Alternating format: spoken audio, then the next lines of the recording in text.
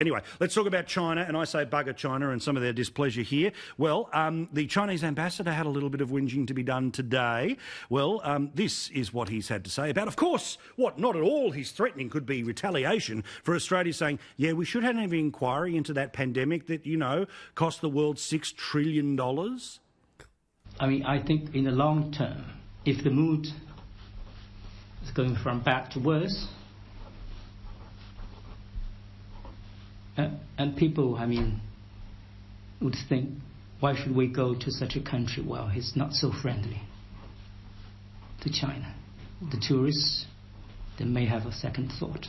The parents of the students would also think it over, whether this place, which they found is not so friendly, even hostile, whether it is the best place to send their kids here.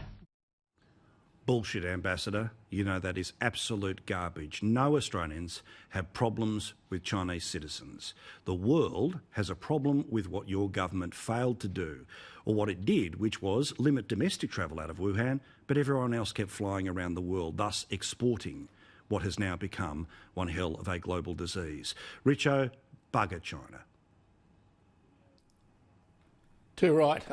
Look, yeah, there are times when it has to get almost humorous. When I look at that idiot that you just showed, and he's an ambassador, I mean, that is just such complete nonsense what he talks.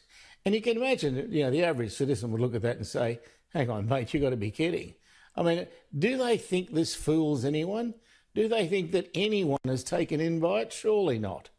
Well, also, it's this thing, you know, Rowan, where, it'd be the citizens who would freely, of their own free will, decide that they're not going to be travelling to Australia. What a disgraceful threat from a country that should be, if nothing else, at this point in time, full apologies, full look, yeah, come in, let's work out what we did wrong, let's learn from all of this. Instead, to dare point out what happened means we'll ruin you. And that's the point, Paul. Yes, it is nonsense, as Richo says. But push that to one side because it's actually a threat.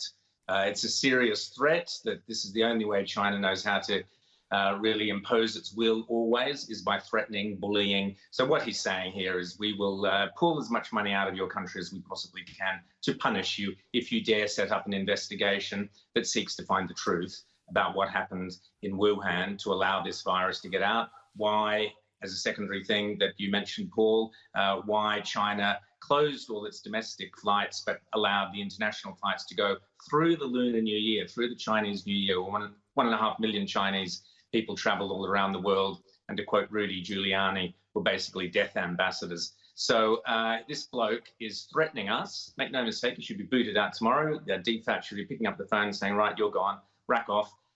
He's threatening us. And he's threatening our people who might have investments linked to Chinese money or whatever. But that's all it is. And this is what happens when a totalitarian regime, which has no comprehension whatsoever of being answerable to the public or to the people, but purely works out the most vicious and cruel way to impose its will to do exactly what it wants. We're seeing the mask is being ripped off from China. We're seeing the hideous grotesquery of the Chinese Communist Party, and this is only going to get worse. Well, also, Jenna, there has to be consequences, right? Now, consequences doesn't mean that anyone's going to be going around with a pair of handcuffs to people, responsible for things in China. But how can there not be an investigation?